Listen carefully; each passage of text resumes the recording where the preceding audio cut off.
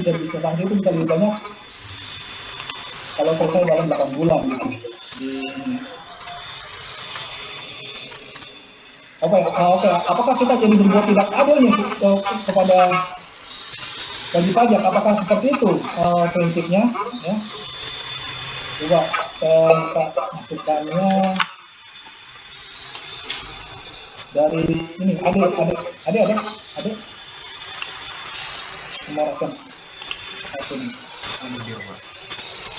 oke, gimana menurut kamu ya? Apakah kita jadi merugikan wajib pajak kalau kita terlambat menyelesaikan hasil pemeriksaan?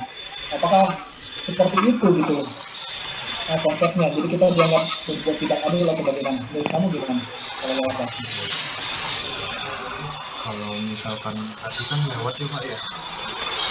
Kalau misalkan menurut itu memang salah dari kita juga sih Pak.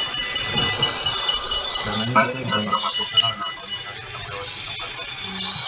Tapi kalau misalkan masalah keadilan kayaknya nggak boleh ada unsur subjektivitas kalau misalkan dalam pemeriksaan. Jadi semuanya harus objektif misalkan menurut saya. Tapi kalau misalkan prakteknya saya kurang tahu. Jadi kita tidak merasa merugikan sebenarnya pada wajib pajak ya. Hanya kita ada unsur tidak profesional ya. Iya Pak. Oke, ya jawabannya masuk akal ya. Jadi ini memang bisa ini ya. Kenapa kita terlambat ya menyelesaikan itu? Di lapangan itu ada dua aliran, aliran pemeriksa yang menunggu data dengan pemeriksa yang menjemput data. Nah, ini ada aliran aktif, ada aliran pasif. Ya. Biasa pemeriksa itu beralasan ya kalau pemeriksaan belum selesai karena masih menunggu data diberikan. Ya. Tapi ada pemeriksa lain yang suka menjemput data gitu, suka aktif meminta data, mengingatkan supaya data itu segera diberikan. Ya. Jadi memang tapi kedua-duanya ini ya, ini memang sih bisa dikategorikan ada pemeriksa yang aktif, ada pemeriksa yang pasif ya. Tapi dalam praktek ini tidak ada istilah bahwa yang pasif itu menjadi tidak profesional gitu kan. Karena memang itu tidak sampai sedetail itu gitu, kode etik mengatur gitu kan. Tidak etis kalau pemeriksa ini jadi pemeriksa yang malas atau pasif itu dianggap tidak profesional juga, ternyata tidak seperti itu gitu. Karena memang gini prinsipnya ya, pada waktu kita menyampaikan permintaan data ya kan di situ kita kasih batas waktu ya kan 7 hari, nanti terus kita peringatan pertama, peringatan kedua ya, jadi totalnya itu bisa sampai 1 bulan ya. Nah kalau dalam jadi sebenarnya surat itu sudah berbicara ya, wajib pajak itu wajib ya dalam waktu 1 bulan itu dia menyerahkan semua data ya. Kalau ternyata faktanya berbeda ya kan,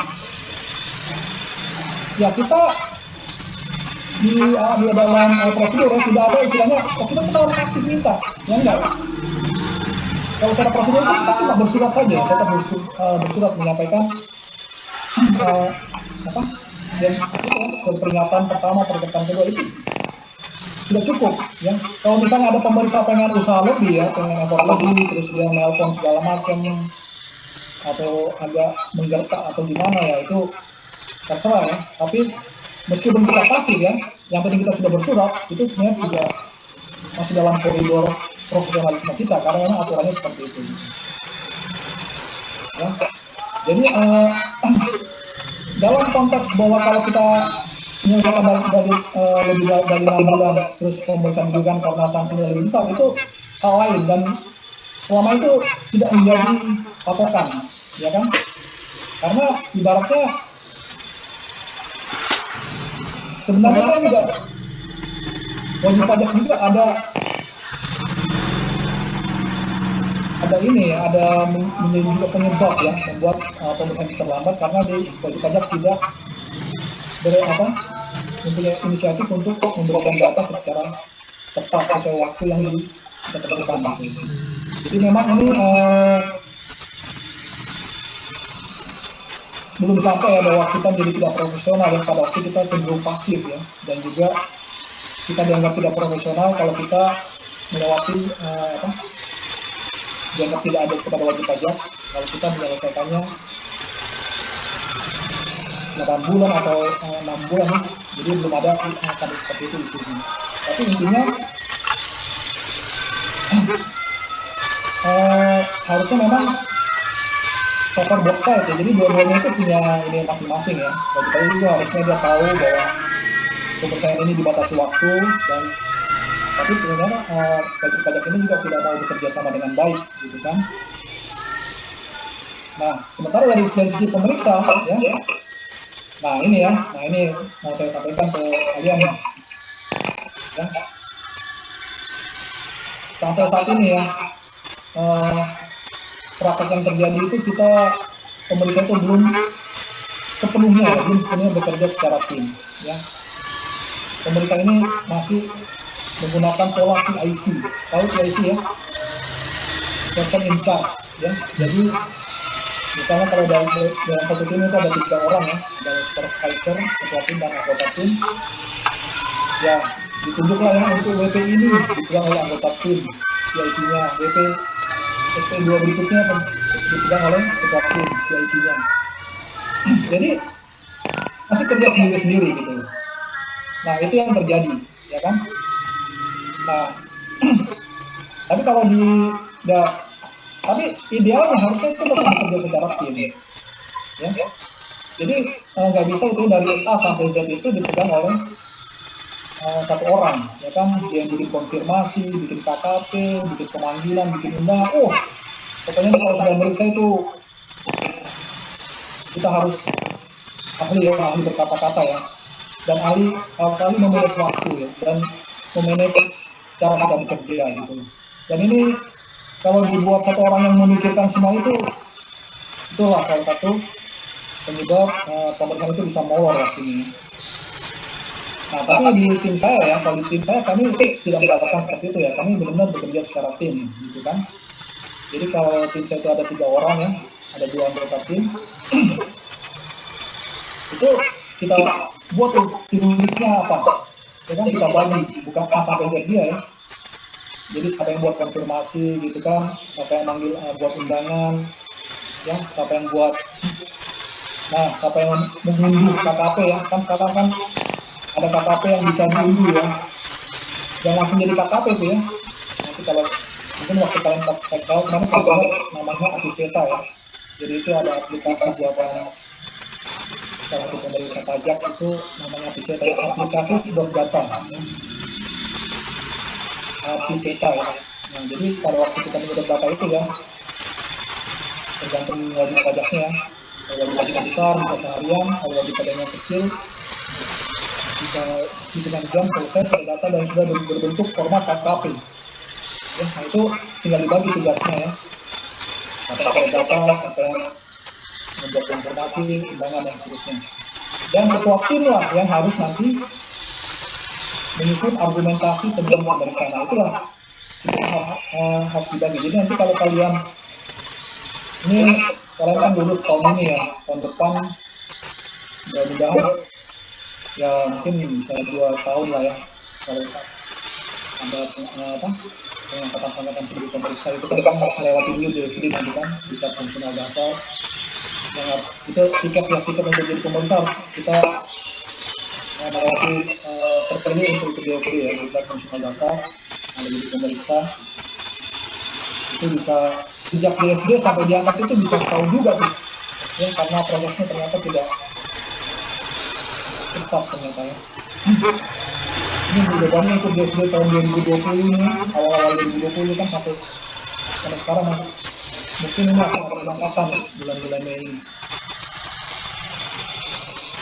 Ya, jadi nanti kalian tinggalkan nanti pada waktu jadi masuk dalam tim pemeriksa itu ya, mungkin kalau menjadi tim pemeriksa yang pejabat mungkin nanti pemeriksa sebagai P3 ya, petugas pemeriksaan pajak ya. Itu kan pelaksana itu biasanya pelaksana di pemeriksaan kan. Kalian harus bekerja secara tim, bukan A to Z. Dulu kan ada merek mobil ya, Atos ya. Artinya udah lama nggak bilang itu. Ada merek dari Hyundai, Atos. Jadi Atos itu ternyata A to Z gitu kan. Mobil kecil nih, mobil mini, mobil Golf katanya itu, Atos. Udah nggak ada sekarang. Nah, jangan A to Z itu dikerjakan oleh satu orang gitu. Itu harus secara tim ya. Memang nah kembali lagi bagaimana bekerja secara tim, nah, itu tidak diajarkan gitu loh. Tidak ada mobilnya itu, tidak ada petunjuk teknisnya itu dari kantor pusat. Nah itu kembali lagi dikembalikan ke masing-masing tim pemeriksa ya. Itu tergantung dengan wawasan manajerialnya punya nggak dia gitu ya kan. Dan juga terbersit nggak ya mereka untuk melakukan inovasi, untuk melakukan terobosan seperti itu ya. Nah, itu ya. Makanya nanti kalian kalau sudah belajar yang teknis ya, sudah belajar accounting, pajak, nanti pajak ilmu lain, ilmu psikologi. Nah, bagaimana kalian nanti di situ kan ada cara berkomunikasi, bernegosiasi, mempengaruhi wajib pajak gitu kan. Nah, tadi tadi yang sudah aku tambahkan lagi bahasa Mandarin gitu kan. Nanti apa lagi itu ya, nanti kalau lebih aneh lagi ya, yang pasti itu di bidang IT ya, teknik Excel. Kalian itu juga harus kalian upgrade terus tuh Excel ya kan. Yang kalau Excel masih ini nih, masih kita pakai terus aja nih, kita nggak ada aplikasi lain ya, Excel minded juga lah ya. Tapi harus di-update juga ya. Meskipun sekarang sudah ada. Nah kalau jagonya Excel itu kan sekarang jadi dosen di tempat kalian tuh kan, Bapak Febrian ya. Nah itu kan pembuat dia juga itu ya, bergerak di bidang IT itu, yang juga membuat aplikasi yang pakai juga teman. Oke ya, jadi itu ya pertanyaan pertama ya. Jadi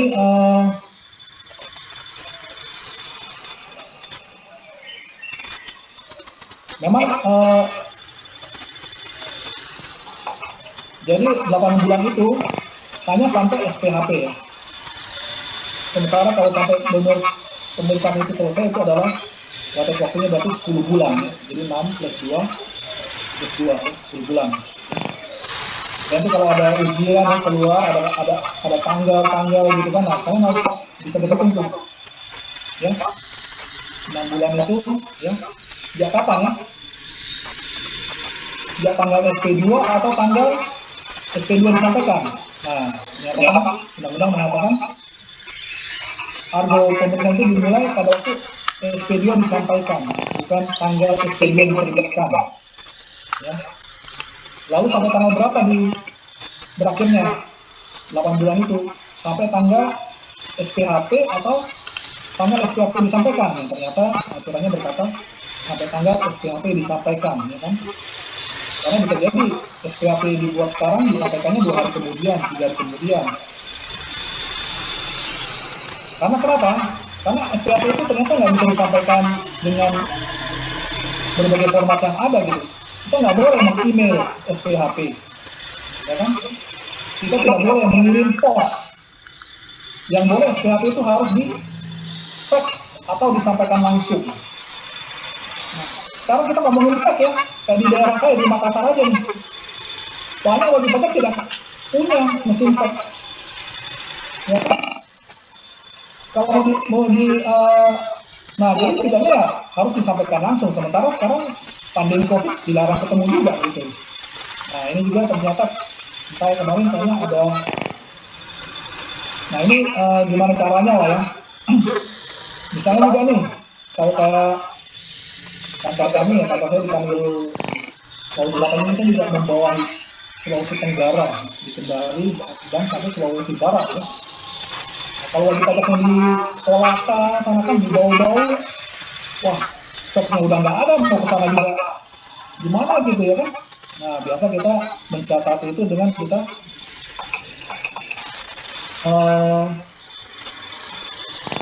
meminta pertolongan teman-teman KPP di sana untuk menyampaikan. Jadi kita kirim via pos ke KPP, SPAP itu, lalu oleh AR atau siapa di sana tolong disampaikan. Nah, itu apa? Cara-cara yang kita gunakan ya dalam kondisi seperti ini ya.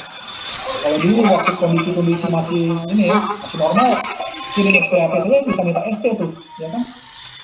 Karena cuma menyampaikan SPAP minta ST, karena SPAP itu tidak boleh dikirim pos, hanya boleh di fax, ya kan? Atau disampaikan langsung.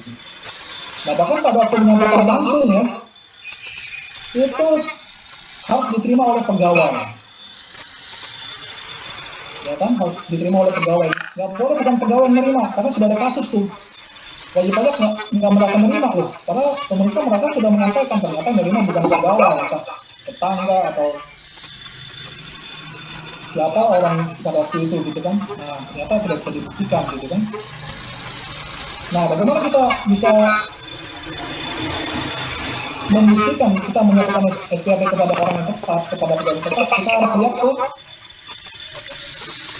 mana ke pegawai yang terdaftar di SPT 21. Nah, itu yang paling penting ya. Dia pegawai atau tidak itu kita harus lihat ke SPT 21 dia gitu. Ya.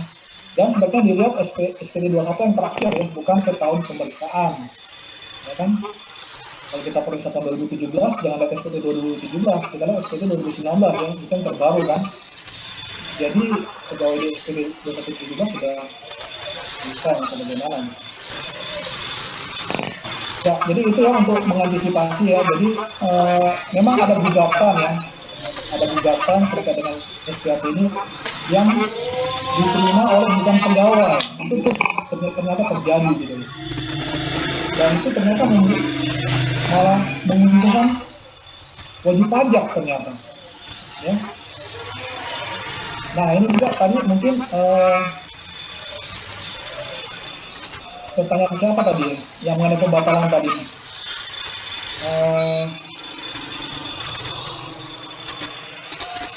Reza ya?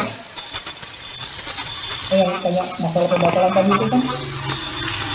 Nah, itu memang kita belum sampai slide-nya, tapi kalau di PMK itu cuma ada 2 syarat tuh ya kan?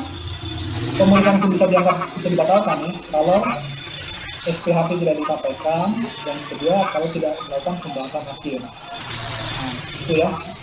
Jadi kalau kita menyampaikan SPHP kepada orang yang tidak tepat, itu juga bisa dikatakan bahwa SPHP tidak disampaikan. Nah, membuat pemeriksaan itu jadi dibatalkan. Ya, sekarang kita kembali ke slide ya.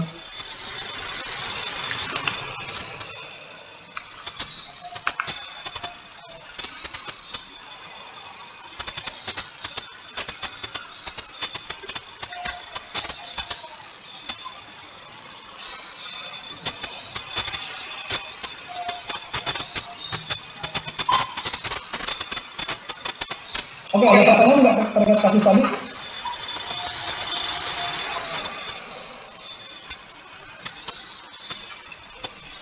Oke, kita lanjut. Jadi ada 3 standar, standar umum, pelaksanaan, dan standar pelaporan ya. Tadi umum terkait dengan pemeriksaannya, pelaksanaannya terkait dengan pengujian ya. Di sini ada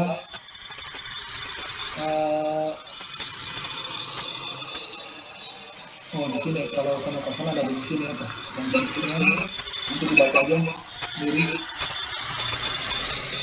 Lalu pelaporan ya. Nah, ini ada terkait dengan LHP.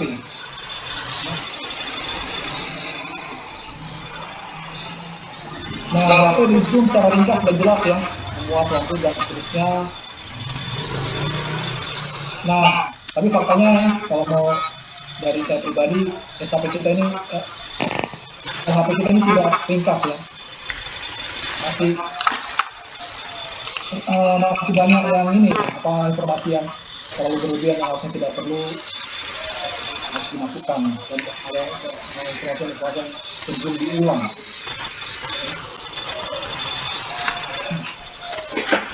Jadi aja memang LHP kita sudah ringkas dan jelas ya. Jadi kalau yang paling enak itu ya yang jadi referensi itu bisa kita lihat referensi di laporan hasil konversinya bea cukai. Nah, itu kan kita pernah lihat ya, hasil laporan dengan bea cukai ini tidak, jadi isinya itu cuma terkait dengan koreksinya saja gitu loh. Ya, bea itu dengan laporan pajak ya, apa data pribadi, data wajib pajak, data tunggakan, aduh semuanya dimasukkan di laporan hasil pemeriksaan gitu. Belum lagi hasil koreksi. Ya, kalau bea cukai itu ya, dia cuma isinya ya data wajib pajak sedikit, habis itu koreksi, habis itu sudah simpulan. Ya, nah ini sayang kita belum seperti itu, bahkan dia membuat sudah laporan pemeriksaan juga makan waktu ya. Nah, itu kalian akan merasakan.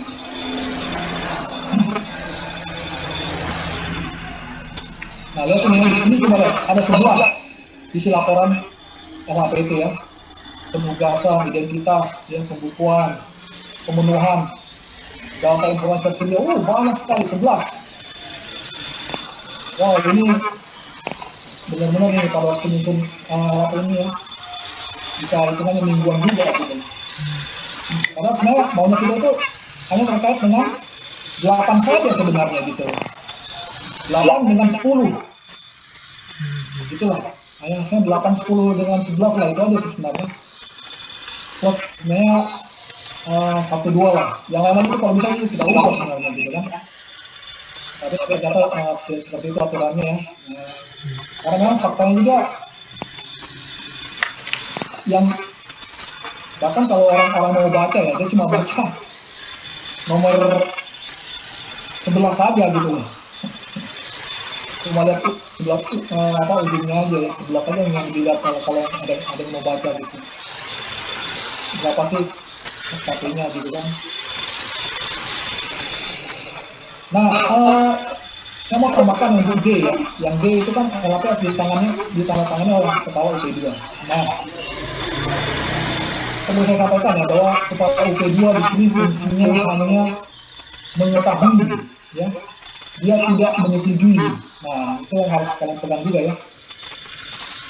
Jadi kan kalau pejabat tekan itu kan ada mengetahui dan menyetujui ya. Ini ternyata kalau LHP ini kepala UP2 itu hanya mengetahui ya. Dia tidak dalam posisi untuk menyetujui. Meskipun sebenarnya dalam prosesnya itu dia pasti akan memberi masukan gitu kan. Dan kita sebagai bawahan juga harus memperhatikan itu gitu kan, harus mengakomodasi gitu. Jadi tidak pernah itu kalau keberatan ya, akan dipanggil kepala UP2, yang dipanggil pasti pemeriksa. Ya, bahkan kalau sudah menurut pengadilan itu nggak pernah. Dulu di pemeriksaan ini diperiksa oleh kantor mana, terus kalau kantornya dipanggil itu tidak akan pernah seperti itu gitu. Tapi yang dipanggil adalah pemeriksa. Jadi kita, nah jadi memang di lapangan itu, nah ini ya kita harus juga bisa berkomunikasi dengan baik dengan pimpinan ya. Kalau pimpinan itu meminta ada jenis-jenis temuan yang harus diangkat atau jenis-jenis temuan yang sebenarnya itu bukan temuan, tapi di mana kita mengkomunikasikannya ya supaya ada kesepahaman. Karena kalau terjadi juga tidak ada kesepahaman itu ternyata juga terjadi gitu. Tapi semakin di sini kan semakin jarang. Dulu mungkin masih ada ya anggota tim pemerintah tidak mau tanda tangan karena dia tidak setuju dengan hasil pemeriksaan. Itu juga dulu ada seperti itu, ya kan? Tapi kesini ini juga saya sudah ini terlalu ekstrim kalau itu terlalu ekstrim. Kita semuanya bisa komunikasikan dengan baik.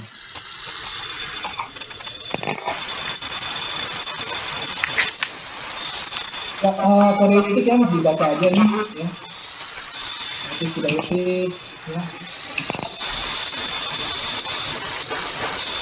Ini ya, kondak segala macam dibaca aja.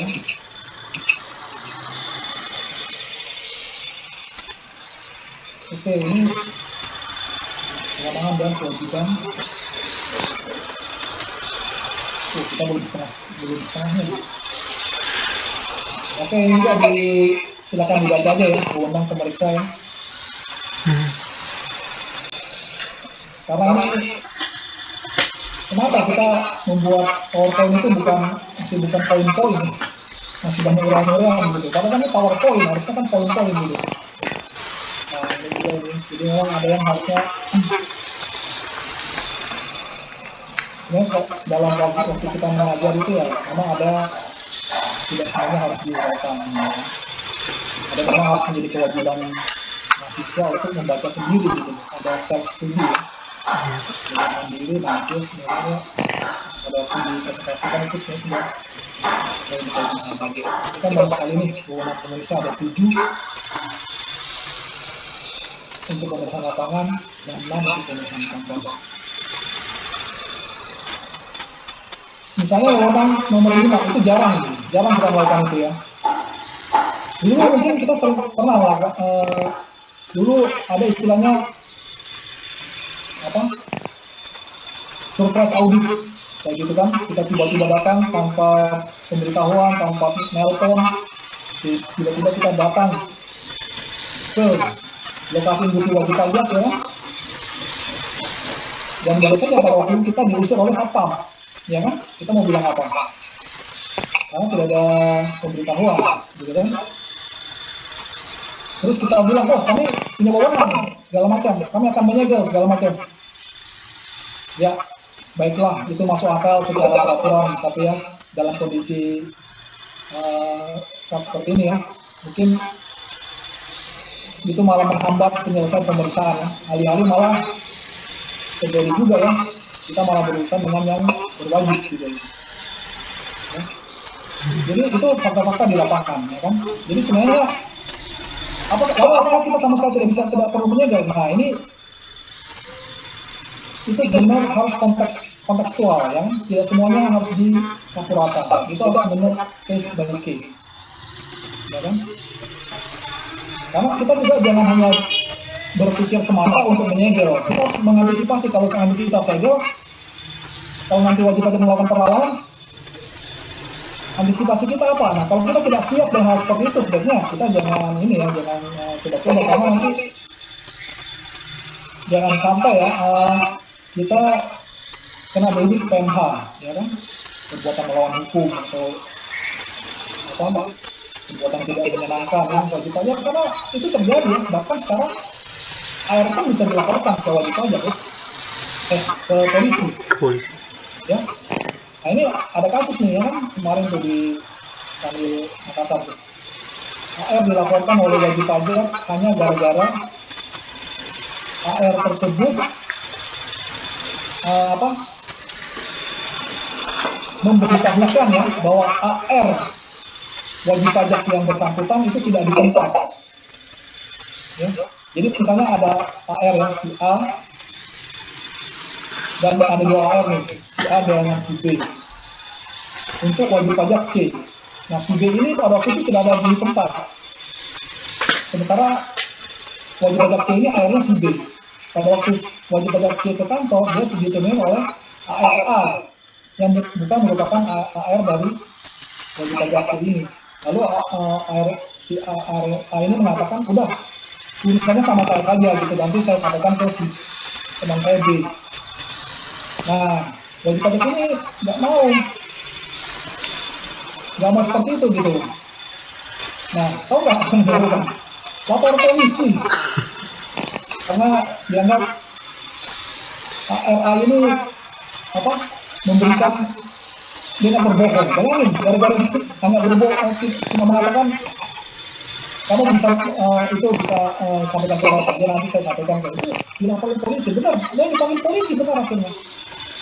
ARA ini dia cerita kami di Kanwil gitu. Dia dipanggil polisi di BAP bahkan. Nah, tapi full story-nya bukan seperti itu gitu kan. Setelah ditelisik lebih lanjut ternyata wajib pajak yang mempolisikan ini dia punya teman pimpinan polisi di polsek itu, dia pengen menggertak saja gitu ya kan. Nah lalu ternyata wajib pajak si C ini saya periksa gitu kan.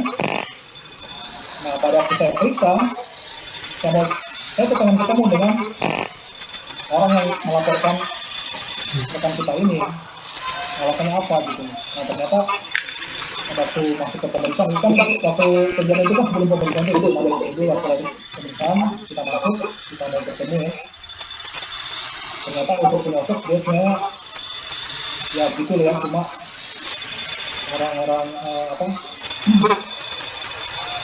ya seperti itu lah, yang sebenarnya tidak berhak mewakili wajib pajak itu gitu loh, yang melaporkan itu, dan dia tidak berani bertemu dengan kita gitu loh pada waktu di level pemeriksaan, ya kan. Jadi memang tetap kita jangan ini ya, jangan pede lah ya kan, ada ternyata selama kita ada di posisi yang benar, kita ya jangan khawatir, tapi harus pastikan ya kita tahu aturan gitu loh. Kita tahu cara menjawab wajib pajak ya, kalau dia mengatakan kita salah, kita ini ya, harus tahu menjawab ya, jangan sampai kita kekurangan kata-kata atau kita jadi stuck gitu kan. Ya jadi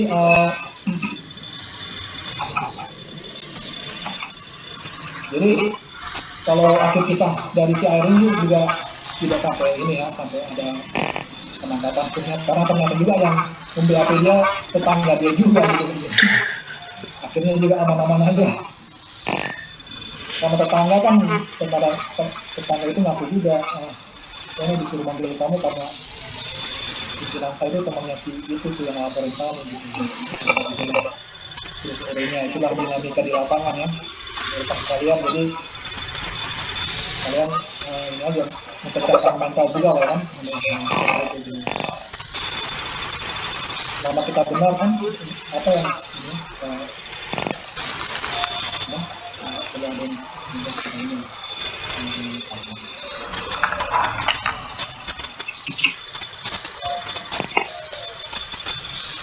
ya kita kesempatan dulu. Ada pertanyaan? Izin Pak. Ya, siapa ini? Reza Pak. Oke Reza, silakan, apa nih? Izin bertanya melanjutkan penjelasan mengenai temuan pemeriksaan. Ya, silakan. Imajinasi saya Pak, kalau misalkan dalam waktu yang sama ada pemeriksaan oleh instansi lain, misalnya saja dari KPK ataupun BPJB. Nah, di situ instansi lain tersebut menemukan sebuah bukti terkait mereka, dan kita dapat bisa juga memanfaatkan ya, sebagai pemeriksa pajak bisa memanfaatkan bukti atau temuan tersebut. Nah, itu bisa kita pakai nggak ya Pak? Atau mungkin kita berdua malah kita bekerjasama gitu, apakah dimungkinkan gitu Pak? Terima kasih. Terima kasih ya, bagus pertanyaan yang ini bagus nih. Ya, itu boleh terjadi kita menggunakan temuan dari instansi lain kalau ada pemeriksaan bersama ya, atau joint audit ya. Selama ini itu sudah terjadi gitu. Kalau nanti kalian masuk ke KPP Migas, di situ ada kita melakukan pemeriksaan bersama dengan tim BPKP dan SKK Migas. Di situ ada. Nah, kalau di kantor pusat atau di Kanwil itu ada joint audit dengan Bea Cukai. Nah, kalau joint audit dengan KPK belum ada ya. Yang ada itu joint audit dengan Bea Cukai ya. Terus ada juga joint audit. Nah, istilah-istilahnya itu ya, joint audit. Terus ada lagi ada istilahnya pemeriksaan tim GAP ya, tim gabungan. Ini dengan BPKP ya, tim gabungan dengan BPKP atau dengan Irjen ya, Irjen ya, Inspektor Jenderal Departemen Keuangan, itu juga ada. Nah, kenapa kok BPKP Irjen juga bisa meriksa ya? Karena ditanya dulu ini orang-orang ini nyalain pemeriksaan kita gitu loh ya. Oh ini pemirsa pajak bisa kayak gini kan dulu kan waktu BPKP kan audit ya, audit kita, Itjen juga audit kita. Nah mereka sampai audit hasil pemeriksaan kita, nah udah deh. Akhirnya mungkin pimpinan kita bahasa ininya ya, bahasa saya itu kalau lu mau tahu kayak aja ikut meriksa juga gitu loh. Akhirnya apa saudara-saudara ya, jadi kalau mereka periksa lebih amburadul dari hasil pemeriksaan kita itu, karena mereka ya itulah ya, biasa kan kalau kita nonton bola dengan pemain itu kan kita biasanya nyalain pemain, kalau kita disuruh main kita juga baru tahu ternyata memang tidak semudah yang kita bayangkan gitu ya. Jadi saya pernah itu menghadapi, saya pernah mereview hasil pemeriksaan BPKP, pernah ya, pemeriksaan pajak yang dilakukan oleh orang-orang BPKP itu sungguh-sungguh inilah ya, jauh sekali dari kriteria pemeriksaan yang bermutu lah. Ini saya terus terang aja gitu kan. Saya juga pernah masuk dalam audit dengan bea cukai. Nah, ya kalau mau ini juga ya, sebenarnya kita itu menurut saya lebih inilah ya, masih lebih komprehensif dibandingkan dengan pemeriksaan bea cukai kan. Jadi pada waktu kami dikumpulkan dalam satu ruangan itu untuk menginterview wajib pajak gitu kan ya, misalnya dalam 2 jam ya, dalam 2 jam interview wajib pajak ya untuk kita menggali informasi, itu mungkin orang bea cukai itu cuma manfaatkan waktu 15 menit ya kan, karena itu cuma nanya masalah barang keluar masuk gitu kan, mana yang dapat fasilitas, mana yang tidak dapat fasilitas, itu ada seperti itu.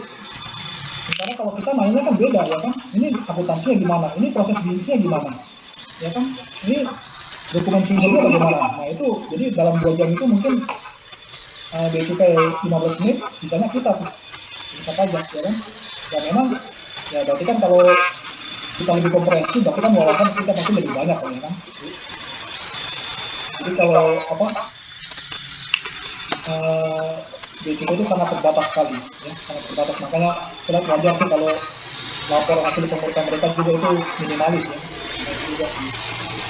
Jadi dari konteks pertanyaan Reza itu kita bisa menggunakan data pemeriksaan instansi lain kalau konteksnya kita itu kerja satu tim ya.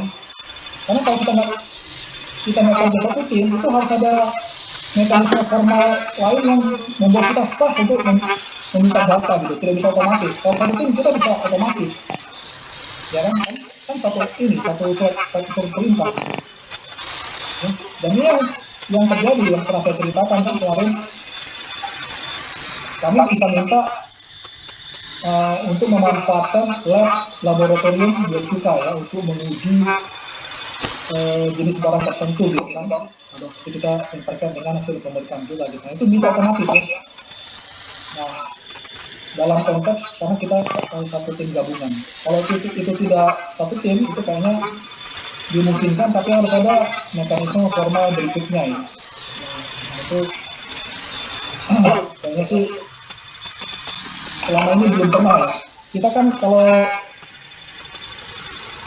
sebenarnya kalau kita sudah meminta data secara otomatis ke instansi-instansi terkait ya, kayak kalau mungkin kalian sudah tahu ada namanya IBK ya, kita bisa meminta IBK atau bisa meminta rekening ya, atau kalau mau lebih lanjut lagi kita bisa menghubungi PPATK untuk meminta penerimaan aliran duit itu kemana aja ya, kita bisa minta bantuan PPATK. Tapi itu berkirim surat ya, tidak karena pada waktu itu PPATK atau itu sedang periksa wajib pajak yang sama gitu kan. Tapi kalau yang otomatis itu kalau kita sedang periksa wajib pajak yang sama yang kita ada di satu surat tugas gitu Reza. Jadi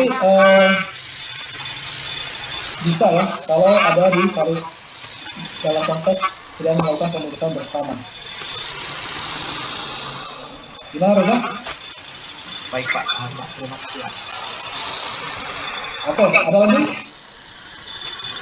Izin bertanya Pak. Ya, siapa ini? Rona Pak. Oke, Rona, silakan. Iya, tadi kan Bapak bilang kalau misal pemeriksaan pajak itu di tracing ya Pak. Jadi sumbernya bukan hanya laporan keuangan, tapi juga bisa invoice, terus faktur pajak dan lain-lain. Nah, tapi kan kenyataannya jumlah pemeriksa pajak itu kan nggak banyak ya Pak, nggak sebanding dengan jumlah WP gitu. Soalnya berdasarkan pengalaman PKL saya itu saya pernah merekap invoice selama 1 tahun Pak. Sebuah perusahaan sama iya. Nah itu kan kendalanya itu bisa jadi kendala Pak. Dokumennya banyak, WP-nya banyak, tapi jumlah pemeriksanya itu sedikit Pak. Nah kalau kayak gitu itu bagaimana Pak langkah pemeriksa pajak itu biar pemeriksaannya tetap maksimal tapi juga tidak melebihi jangka waktu gitu Pak. Oke, bagus ya. Ya, ini ya, jadi, nah ini ya, kembali lagi ya, ini masalah wawasan tim pemeriksa itu, ya kan? Apakah memang perlu ya semua info itu direkap? Jangan-jangan wajib pajak punya rekapannya itu, ya kan? Kalau wajib pajak punya, kita pakai aja rekapan wajib pajak, mungkin kita sampling aja satu dua sesuai nggak nih, ya kan? Lalu apakah kita akan fokus ke koreksi dari invoice gitu kan? Apakah kita yakin kalau kita merekap invoice itu yang kemudian banyak itu kita nanti akan dapat semua? Nah itu kan masalah wawasan juga ya, keyakinan kita gitu. Siapa tahu kita bisa menemukan di dokumen lain, misalnya rekening koran, ya kan, dari uang masuk gitu kan, atau dari keterangan wajib pajak ya yang kita ambil, istilahnya kita di APK ya, dari di acara pemberian keterangan, ya kan. Nah jadi memang betul ini pada waktu kita meriksa ya, nah betul ya, jadi pemeriksa itu biasa tuh, aduh saya ini mau apa ini yang saya lakukan pertama nih, bagaimana supaya pemeriksaan ini efisien, tepat waktu, data apa yang saya minta, kalau data sudah ada, apa yang saya lakukan, apa saya rekap semua, apa saya rekap, apa saya diemin, ya kan, apa atau bagaimana. Nah ini memang lagi ini masalah jam terbang ya, masalah jam terbang ya. Saya pun juga waktu dulu masih pertama-tama juga bisa mungkin seperti kalian juga nanti ya, oh mau ngapain nih ya kan.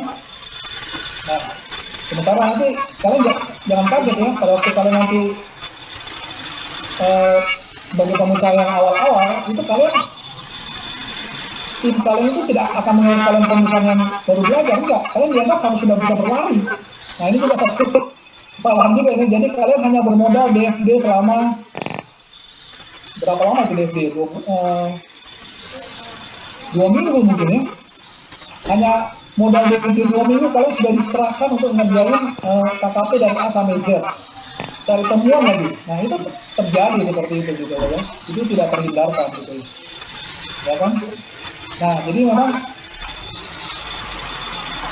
sebenarnya ini memang diperlukan ada terobosan-terobosan ya, bagaimana sebenarnya kita bekerja secara efisien dan efektif. Jadi memang jawabannya karena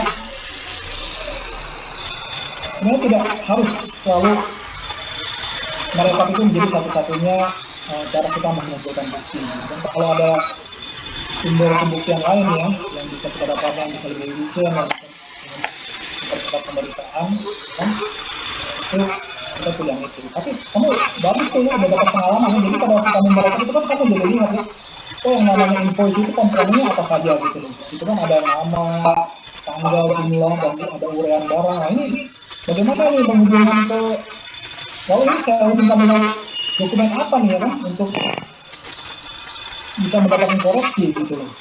Nah itu bagus lah ya kamu sudah ini. Memang sampai sekarang ya rekap itu tetap kita perlukan, rekapitulasi apapun ya, apapun kalau bisa kita rekap ya kan, asal memang itu sesuai ya, rekening koran kita rekap ya kan. Bahkan kita rekap nanti supaya kita bisa mensegmennya ya kan, kita rekap nanti berdasarkan apa nih, berdasarkan konsumennya, berdasarkan barangnya, nanti itu berdasarkan apa terkait dengan rekening koran akun rekening yang mana gitu loh kan, karena bisa jadi nanti dari 10 invoice ternyata dia ditransfer ke rekening koran yang berbeda. Nah itu yang perlu memang harus diidentifikasi dari informasi jadi tetap ada benefit ya, tapi untuk membuat pemeriksaan itu bisa efisien dan bisa selesai dalam waktu yang ditentukan, itu masalah jam terbang ya dari tim pekerja khususnya di tim dan supervisor gitu ya. Ini memang yang harus tahu ya, supervisor kita ini kan ya sudah cukup senior ya, mereka kecenderungannya yang menyerahkan kepada kita nih untuk kita yang menentukan apa yang harus kita lakukan ya kan. Nah Bayangkan kalau yang diserah tanggung jawab itu juga belum tahu apa yang harus dilakukan, ya sudah, itulah alamat sudah itu. Ya kan? Mau ngadu kemana lagi sudah kan? Supervisor aja tidak ngasih instruksi apapun, ya sudah. Yang intinya inilah yang terjadi ya. Mudah-mudahan ke depan ini memang ada terobosan ya untuk membuat pemeriksaan itu bisa efektif. Itu dulu ya Rona ya. Iya Pak. Ada lagi? Oke. Ada lagi?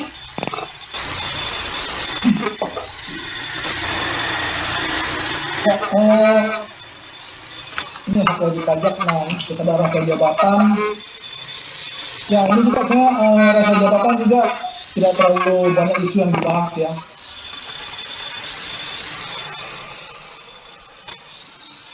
Karena gini ya, di teknik pemeriksaan itu ada istilahnya, ini kalau kita terkait dengan pemeriksaan ya, di teknik pemeriksaan itu ada jenis pengujian ya, namanya kita memanfaatkan data internal, ya, data internal DJP, ya kan?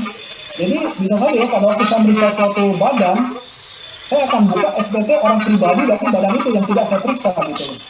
Kenapa? Karena saya menggunakan data internal.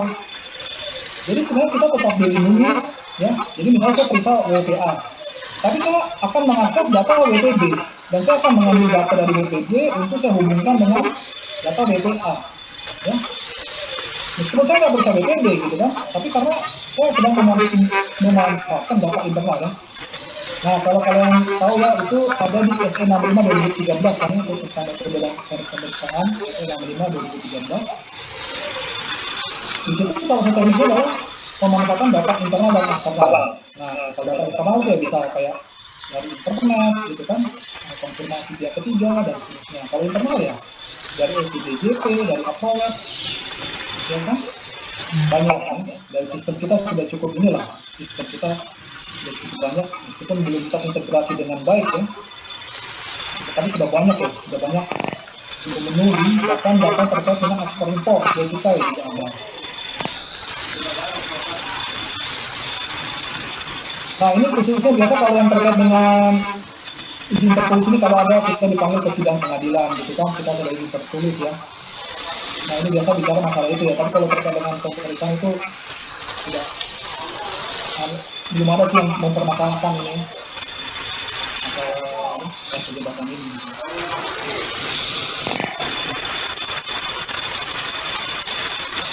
Nah ini juga terkait pelanggaran ini juga saya juga jarang ini ya belum pernah mendalami juga dan juga belum mengalami juga nih karena kita dianggap sebagai apa melanggar gitu kan jadi juga jarang kasusnya gitu itu sudah kita tahu saja yang harus sengaja gunakan aja ya definisi mereka ada sengaja gitu kan. Apa sih bedanya alfa dengan sengaja?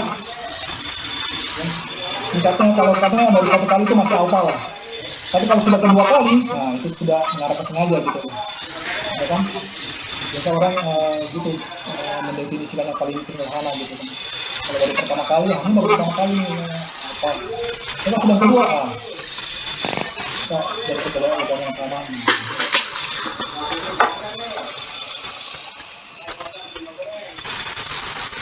Nah ini tadi mungkin terkait dengan ini ya tanggal-tanggal permintaan dokumen ya jadi memang harus formalnya harus clear ya dan harus spesifik yang kita minta harus kita terima segala macam karena itu berkaitan dengan argo ya ada setelah 1 minggu peringatan pertama peringatan kedua ya.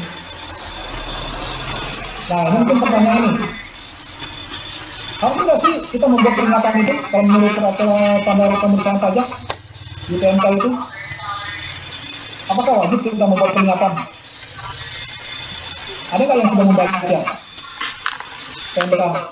Ada nggak di situ kata-kata memang kita wajib untuk membuat peringatan pertama, kedua kalau wajib pajak tidak langsung menyerahkan data yang diminta? Ada yang pernah membuat summary nggak dari PMK itu? Sebenarnya kalian harus membuat summary ya itu nanti kalian dapat belajar tuh persiapan ujian. Coba saya tanya satu orang ya. Coba Anggit ya. Ada? Iya Pak. Oke, Anggit ya. Sudah pernah baca ini standar pemeriksaan PMK 17 atau PR-nya atau Belum. belum? Baru baca yang slide-nya. Slide-nya aja, oke. Pernah baca slide-nya? Oke, kalau Anin.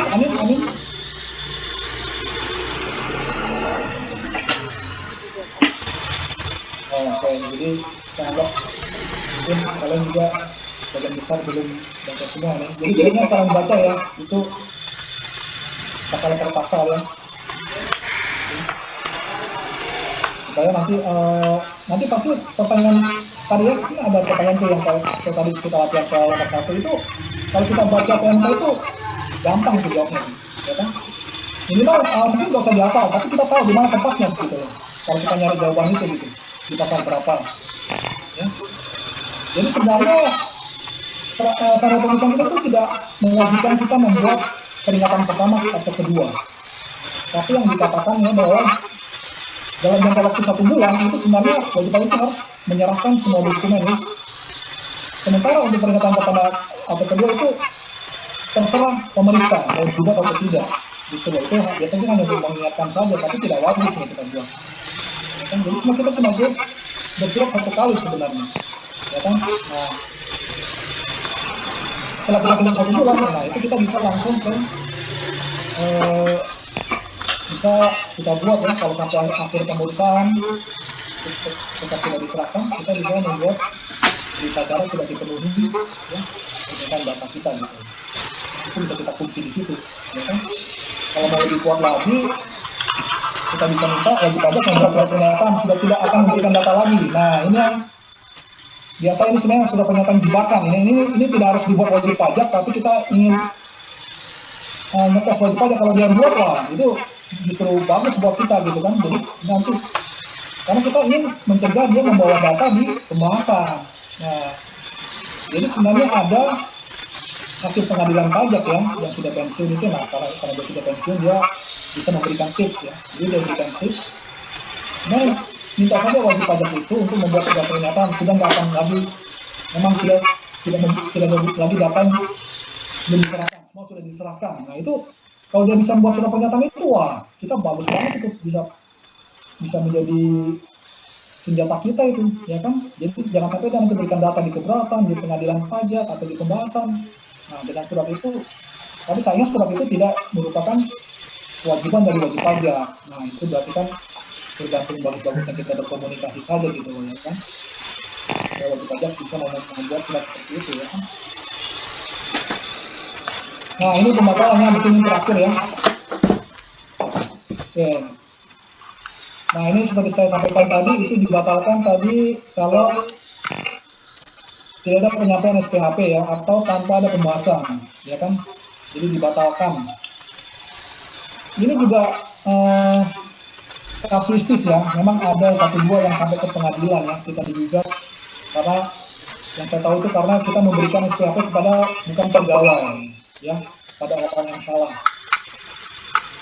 Ya, jadi apa yang dimaksud pemeriksaan tanpa pembahasan? Ya berarti kan ada SKP terbit tanpa pembahasan, tapi ini sebenarnya tidak dibatalkan jadi pembatalannya final, bukan ya, tapi tetap bisa dilakukan ya.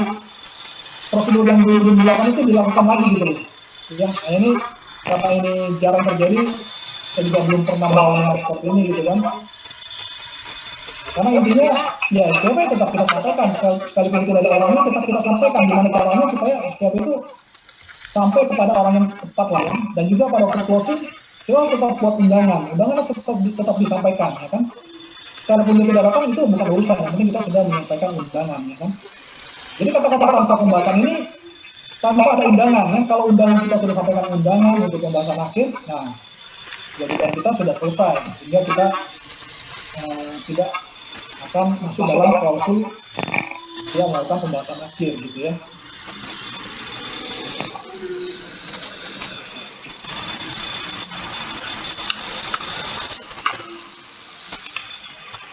tadi kalau yang tadi tidak ini ya, yang tidak ada PH, tidak itu bisa kawan digugat ya.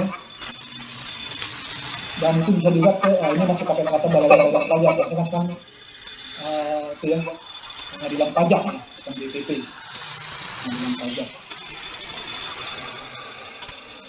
Bisa juga tapi jarang. Sanksi pegawai, ya ini jangan khawatir ya.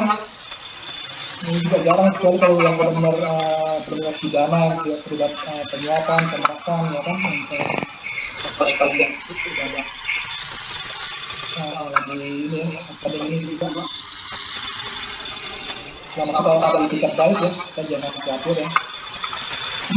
Kita terus bersabar ya, Tuhan kita selalu ini silakan dibaca aja ya, sanksi-sanksi. Ini aspek pidana, bisa. Oh, ini pidana umum bagi PNS. Udahlah, yang begini-gini nih. Silakan baca sendiri.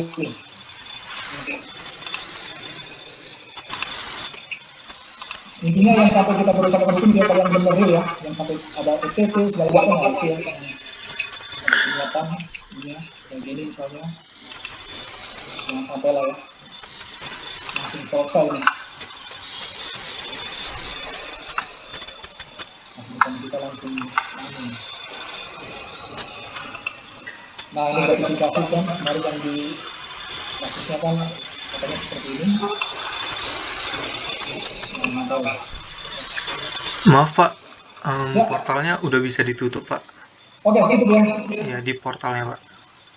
Oke, baik ya. Jadi siapin kelompoknya ya. Minggu depan saya sampaikan kasusnya dan 2 minggu lagi kita mulai. Oke, kita selesai ya. Sampai jumpa. Terima kasih perhatiannya.